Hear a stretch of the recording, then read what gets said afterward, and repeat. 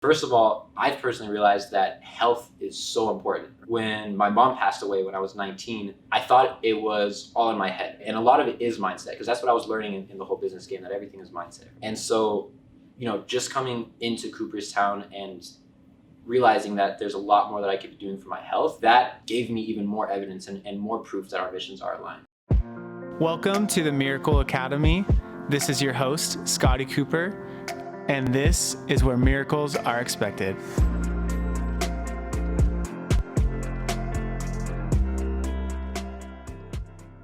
Welcome to the Miracle Academy podcast. This is your host, Scotty Cooper.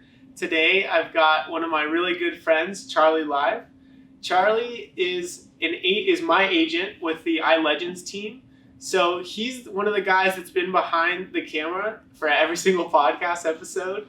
He's the one that helps facilitate everything, and he's the one that's really helping me create more of an omnipresence with Cooperstown Chiropractic and with our brand and being able to bring this to more people. So I'm really excited to have you on the podcast. Thank you for having me on. It's an honor. Yeah. I think the things that, stick out to me is like where you're at in your life and for the age you're at. I think it like doesn't equate a lot of times. Like, when people meet you, they're like, they don't realize like how old you are based on the fact how much you've been able to accomplish and the way you speak and act. It's mind-boggling to me. But I think it's been really fun to have you as part of the team, because I think you've brought so much value to us and done so many amazing things. But I think one of the things I want to hear about too is kind of your story and how you got started and how everything's progressed for you in your life. Yeah, definitely. Great question. Again, thank you so much for having me on here. I'm so grateful to be a part of the mission of everything that Cooperstown is doing. We're helping so many lives, and the first part of living a holistic life is your health. That's something I realized very early on, is that for me to be in optimal states of mind and spirit, my body's got to be there with it too. We're called a oneness, like a being, right? Not just three separate beings. So I just wanted to say that. Going back to my story, my mom was a shaman. So for those of you who don't know like what a shaman is, it is pretty much, they were the information seekers of the native tribes and everything. So when the tribe was looking to decide where they wanted to go next, are we going to move our village up here? Are we going to go over here? Like, what's going to be the best route for our civilization? What they would do is they'd actually look 7 generations in advance, looking really, taking in account what the future generations would be experiencing. So the shaman is also a healer working with energy. So my mom spent her whole life studying energy and what it is, right? So growing up, my parents divorced, and at least how I remember my childhood, I was very frustrated. Like, I was very angry because I had come into this world. I had so much love for my mom and my dad, and I remember, like seeing them fight for the first time. And I was like, what is this? Like, I never experienced this, but I felt their energy, And so they split, and for a while, like, I just had this anger, almost like on the dark side. I was drawing my energy from anger, and I would take it out on my classmates. Like, I would have been expelled many times if I hadn't been going to school I was going to, which was a Waldorf school. And so in Waldorf school, I didn't get homework till like the 3rd grade. It was very just like natural, and just how do you interact with other humans? Stuff like you do baking in classes, you just do group like community things. And so a lot less focused on digest information and more like expand your being. So I definitely feel that Waldorf education played a big part in my upcoming. And so, as I was, expressing all this anger and so much confusion, my mom was one who stepped in and really, really helped me. And being a shaman and working with all the people that she worked with, she helped me do these exercises, things where I would like blow my emotions into stones, which didn't make sense to me. And I was like, Mom, what do you mean? Like, I was like, wait, if I blow my sad emotion into the stone, is the stone going to be sad? Like, I don't want to hurt the stone, you know what I mean? But it was such a great exercise. And that was just like one example of what she shared with me. And so later on, I moved over to San Diego to live with my dad. And we had just moved from Northern California, which is like up in the Lake Tahoe area, super low key town. Like, you kind of know everybody there. Everyone's like very consciously aware, I think, compared to like a lot of different places. So coming to San Diego was a big change. I saw palm trees for the first time. I got to see the city, a lot of people moving, and I really, really liked it. And so we moved around for a bit. I started going to like public schools. I remember going to my first public school. In Waldorf, we had learned cursive. So I was like writing out this cursive, and I went to the first public school that I went to, and they kept telling me to speed up my writing. And so over the years, like, just got sloppier and sloppier. And you see my handwriting now, I look like a doctor, But I just thought that was interesting, because like I had learned at a very young age that how you do one thing is how you do everything. Right. And so I always put my attention into the detail and really expressed my own greatness in everything I did. Right? That's what I strived for. So after, going to school and doing all these different things, I had so many things that I wanted to do. I was looking at like being an engineer and all these different things. What it really came down to though, and I remember this very clearly, which is weird, is that in preschool at this Waldorf school, my teacher had asked me what I wanted to be when I grew up. And I said I wanted to be a teacher. And immediately after that, I was like, no, I'm not going to be a teacher, because I had these big aspirations. Like I wanted financial abundance. I wanted to do a lot of these different things, right? And I was like, teachers don't make that much money. So I shut it off in my mind, right? And it wasn't till I started to realize the power and the tools that we have access to in our age today, tools like social media, like Instagram, like Google, that you have infinite access to knowledge and that you can share and that you can teach other people using these tools. And there's other ways to make money doing that. So once I realized that, I started down the path of finding my own knowledge. And I was in high school when I started really this entrepreneurship. So when I was 15, my family moved onto a boat.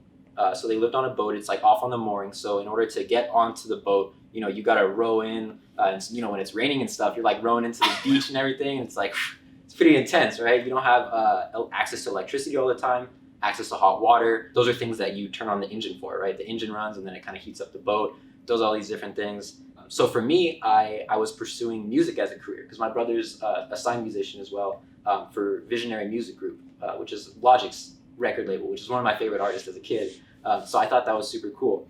And so I was pursuing music, and in order to have all this equipment, I had to have electricity and I had to have hot water and everything, right? So I ended up moving into my friend's garage when I was 15. And I just started living out of there. I started working. I got a motorcycle when I was 15 as well, which I convinced my dad into, which is sales. Everything is sales, right? Literally everything you do is sales. So I convinced my dad into letting me get a motorcycle. I got one, and I was just riding it around. I was having so much fun, right? And he said, you have to get a job. And I was like, all right, cool, whatever. Just kept riding my motorcycle. And then it came to the point where he was like, all right, give me your keys. Like, you have to get a job.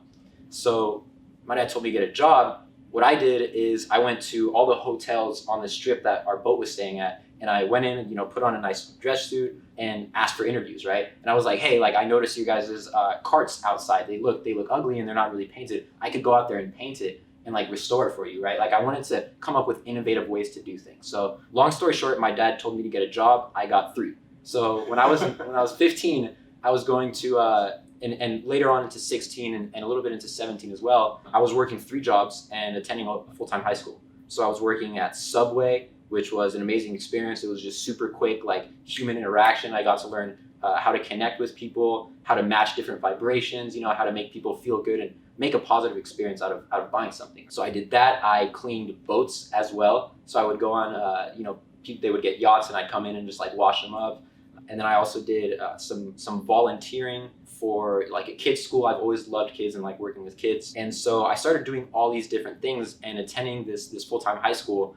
And I had straight A's my whole life because I had been programmed in the beginning that if you want to be successful, you go to college, right? So I was in my mind, it's okay, so I'm going to be successful in this environment so I can be successful in the next. So I was school is the environment I'm going to thrive in. So I always went for these straight A's. And it wasn't until I realized, which is actually really funny because I had a meeting with my college counselor and he comes to me, he goes, you don't really have to go to college, right? And I'm like, coming from a college counselor, that's pretty funny, but it's the first person who said it to me, right? And I appreciate that greatly because once I thought about that, I was like, well, what if there's another way to get access to the information that I want to get access to without the extra information that I don't really need necessarily, right? That's not crucial to my mission. And I really wanted to spearhead this. So he just let me know that. And I also realized I can build my own environment. The reason I'd want to go to school like Harvard or Berkeley is because the environment is because so many people around you are successful and your environment creates you, And I realized that I could create my own environment. It would just be hard. I'd have to put myself in uncomfortable positions. So what happened is that I ended up dropping out of high school towards my senior year. I moved out to Phoenix with my mentor, Marco the Champion, and I went full into sales. The funny thing about dropping out was that in my mind, I was committed to finishing. I was like, this is something I absolutely want to do. And I had moved out to Phoenix towards the end of the sophomore year or junior year. And it pretty much just happened where I went to Phoenix, and in order for me to enroll into a school where I could take my classes online like I was doing back in San Diego, I had to go to a public school for like 6 months, and I was only there for 6 months, right? So it didn't line up, and I just took the path of least resistance there and fully dedicated myself to my mission. And that's how I grew. Since then, I've just been learning from extremely successful people, surrounding myself with positive environments, every morning deciding like what kind of day I want to have, writing it down, and really just working to manifest it, taking care of my mind, body, and spirit. And this is just the start of the journey. So wow. Yeah. So what is your mission? Yeah. So my mission, and I think of it in so many different ways, right? So many different ways. To simplify it though, the mission that I'm on right now is I want to help as many people as possible. Looking at the current state of the world, it's hard. And at the rate that we're going, like a lot of people are suffering and are going to be in pain. And if, unless we do something about it. So my mission is bringing light and awareness, which awareness is just light, to as many people as possible in many different fields. So whether it's health, whether it's mindset, whether it's realizing the power that you have, there's, at least from my point of view, there's a system that wants the opposite for you, that wants to keep feeding off your energy, right? That wants to keep you in this box. And when we break out of that box, and when we even realize that there's a life outside of the box, is when we can really start to create our lives and experience more love. And so I feel like my mission is just bringing more awareness to love, which is ultimately spreading the light, which is this oneness that we call God, or the infinite intelligence of the universe, right? So I think everyone's mission in itself is to progress and grow. And I take part in that too. So I just look at helping the right people that are going to help so many more people grow. Yeah. Yeah. So how do you see our mission align with the mission that you have? Yeah, definitely. So, first of all, I've personally realized that health is so important. When my mom passed away when I was 19, I thought it was all in my head, right? And a lot of it is mindset, because that's what I was learning in the whole business game, that everything is mindset. And so, just coming into Cooperstown and realizing that there's a lot more that I could be doing for my health, like that gave me even more evidence and more proof that our missions are aligned. When it first started out though, I knew what you guys were doing is to help other people. And I knew that that's what I wanted to do. That's what my mission is. And when I'm able to help people like you make podcasts like this and share the stories of the miracles that you guys are already performing, that is the easiest way to impact. Like I always look at it like I could have one conversation with someone and I could have an impact on that one person's life. Or I could have one conversation, record that conversation, post it on YouTube, get 100,000 views, and impact 100,000 people, right? Or I could help one person that does that and help millions of other people that way. So yeah, going back to the question, like it's light expansion, like it's love, I think that's where we really align, is because we want to see that for the world and for everybody here. Yeah. Yeah. How have you seen that light or love enter your life with being a practice member here as well? Yeah, definitely. So when my mom passed, like I did what you refer to as like swallowing the grenade. And so there was this period where I lived in this like suspension of fear, where like I was like, oh no, I'm good. Like because I did what I always did, is I looked at the positive situation and everything. So I was like just constantly looking at the positive. Deep down, I was like, something's gonna explode, right? and that scared me. And that is, if we've read Outwitting the Devil, which is an extremely good book. When that seed is planted of fear, there's more opportunity for other fears to come inside, right? And that's when you get kind of put in this cage. And when your higher self, your light being, is being kind of suppressed because this darkness is clouding it of fear. So I was in this state for like 8 months, where I was just anticipating this explosion. And through that, like I wanted to get away from the people that I loved most, the people that were there to support me. And I wanted to like seclude myself. And it wasn't until I realized that that's what the opposition of the light, or what some people will call the devil, wants me to do, right? It wants me to seclude myself. So just realizing that the people that I love are the people that are gonna help me, get through this and help me progress and become the truest version of myself. That's when I really knew that like I had to go through it and count on the people that were around me. And so, it's no doubt in my mind that my mom had something to do with us connecting. When we first got on the phone, I was visiting my grandma in Texas, and I was actually in a car at a gas station, and it was raining. It was raining so loud that it was like hard to hear. And so, no doubt that the timing of that aligned us together. And so, just coming into Cooperstown and getting that kind of care, I know has expanded my own ability to see the love within myself, which has been super important. Because, the more love you have for yourself, the more you're able to expand it to others. Mm-hmm. Yeah. What do you think is the difference like between before you were here and then after, now that you're here more regularly? Yeah. How would you describe those two different people?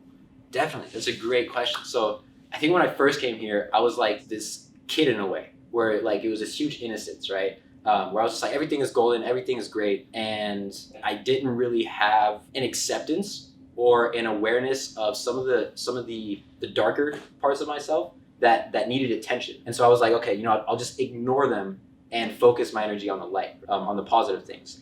And so I'd say the biggest difference from me then and me now is the amount of love I have for myself. Like ultimately, it's the amount of attention I've given to myself, the confidence and the lack of fear that I've had going into the parts of myself that I felt like I had feared most. I think that's been the biggest change, because I know that if other people are making miracles happen in their life that aren't nearly as crazy as what I'm going through, I can make it happen too. Nice. Yeah. So obviously you've got to watch every podcast firsthand behind the camera. What are some of the coolest miracles that you've either seen or heard about just from being in the office at Cooperstown that have really inspired you? Yeah, definitely. I mean, a lot of people come in here without hope, right? I think that's the biggest thing. I think a lot of the world is telling them that, hey, this is the way it is. You're not going to be able to heal. And especially when you're diagnosed with something that's life-threatening, or a loved one is, that can be really scary. And when someone says there's no hope for you or there's no opportunity for improvement, I can't imagine what that would be like, right, to accept that. So what I've seen and hear a lot is people come in with that kind of mindset. They come in with that kind of belief because that's what they've been told. And you guys are over here saying, hey, don't listen to any of that. There's a potential for you to experience love and light and to heal from this and to improve your circumstance. And I just think that's not what a lot of people hear. And it comes in many different fields, right? You guys work with athletes who are looking to optimize their performance, who have injuries, people who get life-threatening diseases that doctors say they can't heal from. And just realizing that the power has the body to heal itself, I think has been the most revolutionary accepted idea that's improving a lot of people's lives. Nice. Yeah. Cool. So how have you seen like your physical health improve since being here too? Yeah, so much. So my posture has been one of my biggest down feeds, right? Yeah. So I've noticed that's been straightening up. Like when I came in, my eyes were a little discolored. I like the foods that I was eating like wasn't on point. And, realizing that like what you put into your body is what's going up into your mind. Making sure that I'm taking care of that, and you guys have been extremely helpful with that. Cool. Yeah. So what's either like a piece of knowledge or something that you would want to share with the people watching this right now? What's Definitely. like another thing that you think Yeah. changed your life a lot that could help change a lot of others? Definitely, yeah. Is that there's more love around you than you can possibly imagine. I think that's simply what it comes down to, right? Like a lot of the times we focus on these small things that don't really matter and that aren't really contributing to our life. And the opposition of light wants you to focus on those kinds of things, when the truth is that like everything is love around you. Like we have such a blessing to be here at this specific time in history with the access of tools that we have access to. And when we experience success and we experience abundance and we're experiencing all these good things in our lives, it becomes our obligation, as at least how I feel, to share that with others. Just looking at it from the standpoint of a tribe, is that like we're all one, right? So when like, how can I be happy and successful when my brothers and sisters are struggling, So just realizing that like, if you have experienced abundance and success in your life, that it's your obligation to share that. And especially with the tools that we have access to, there's no excuse. Like we have infinite power to get our message out to hundreds of thousands to millions of people and share what we've been through so that they don't have to go through the same thing and they can accelerate their learning curve. Absolutely. Yeah. And I think I've seen that with your kind of entrepreneurial spirit. Like you kind of mentioned, like, you went to the hotels and you're like, hey, you have this card out here that doesn't look very good. I can fix it for you. But it comes from a place, I think for you especially, it's like always comes from a place of love, and it's like genuine, like I want to help this person. Yeah. And I think that's something that I think, when I first talked to you and met you, that was something that was like, it was very apparent. It was like, okay, this guy, like he really actually cares about my mission and wants to help us. Yeah. Like I could feel the genuineness. And I think that was something that took me like the first time I talked to you. Yeah, that's awesome. Yeah. I think that's my biggest why is like, why else would I be here if it wasn't to help other people, right? Like what else would my life be in purpose for? So I live in service, and I know that the best way for me to experience what I want to experience is to help other people get that same thing for themselves, right? The more light that I'm putting out to the universe, the more fulfilled I feel as a person, right? And that's a lot of where I derive my sense of value, my sense of purpose is my ability to help others. So I think that's super important. Yeah. Cool. Yeah. So I mean, I am super appreciative and grateful for all the things you do for us, and I think it's cool because like, you know, we're in our meetings, and I can really tell, like from the beginning, like I knew we spoke the same language. It was like, it was real. It was like he wants to help. He wants to bring this to more people, and it's obvious too that like it's impactful for you because you actually became a practice member too. Yeah. You're like, okay, I keep seeing all these things. I want this. I love too. this. Yeah, it's the best. And so like that showed me, it was like, no, you really are serious about the things you talk about, and I love that. So yeah, cool. Is there anything else you'd like to share with all the people that are watching this? Only my final statement would be that you are greater than you think, right? Like everyone has this unlimited potential, and we're like tricked into thinking that we don't have it, or to thinking that we're limited, which is ridiculous. Like we don't even know what humans are fully capable of yet. That's what I'm super excited to find out, right? I think that in these next 5 to 10 years, we're gonna see more progression than our parents have seen in the last 50 to 100 years. So just strap in, get ready for it, use everything that you have access to, leverage your environment, leverage your relationships and connections, and make a positive impact. Awesome. Yeah. So for people that were super inspired and want to see more of you on social media, how do they find you? Definitely. So you can hit me up on Instagram at @thecharlielive. I provide a lot of tips on how to grow your social media, how to grow your reputation, and how to maximize your impact, like we're doing here with Scotty. So I'm happy to help any of you guys out. So that's my Instagram. Great. Well, thank you so much for being on the Miracle Academy podcast. It was really fun. Dude, thank you so much for having me. Absolutely. Yeah, it's a pleasure. Awesome. So my name is Scotty Cooper. I'm the host. This is the Miracle Academy podcast, and this is where miracles are expected. Thank you so much.